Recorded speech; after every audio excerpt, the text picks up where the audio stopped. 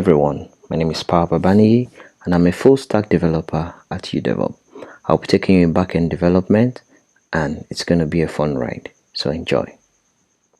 For this course, what you're going to learn in this course, I'm going to be taking you basic intro to PHP, getting started, saying hello to the world, that is, displaying your web pages to the world. I'm taking you about variables, data types, form handling, file handling, JavaScript, and getting your website up and running. It's going to be a bumpy ride, so sit tight, get yourself ready, and we'll enjoy the flight.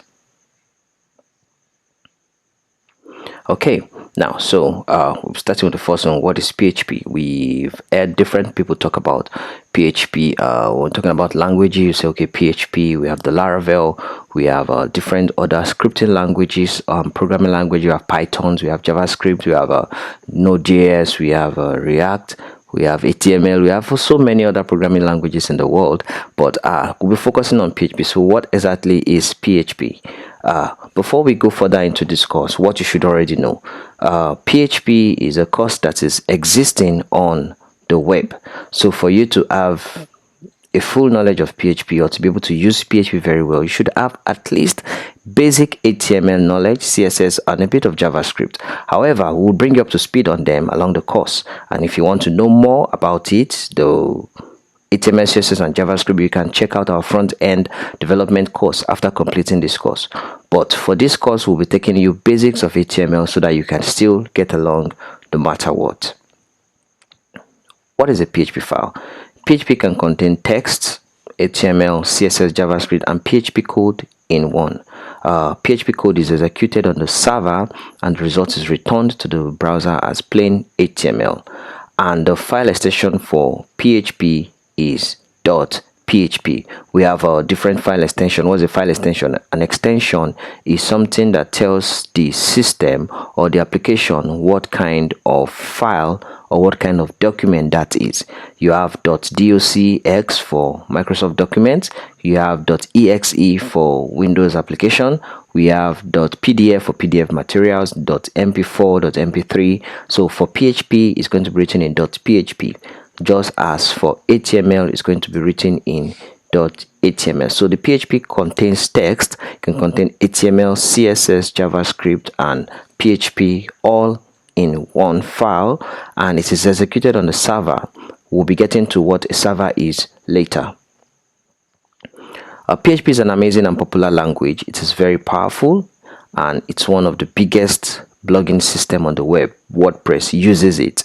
It's deep enough to run large social networks, and it's also easy enough for a beginner's first side language.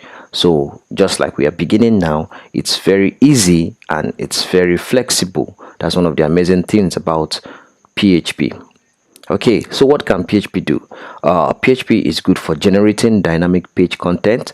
That is to say, it can create its own page content on its own due to the way you set it to be. It can create, open, read, write, delete, and close files on the server. That is to say, you can create a file from PHP in any format you want it to be. You can open and read a file from PHP in any way you want it to be. You can delete, choose to close a file on the server. It can also collect form data from HTML forms. This is one of the unique features of PHP. It helps you to collect form data. You see many of the sites you see these days that have files or forms in which the field get your data and all that. Most of them are stored with PHP.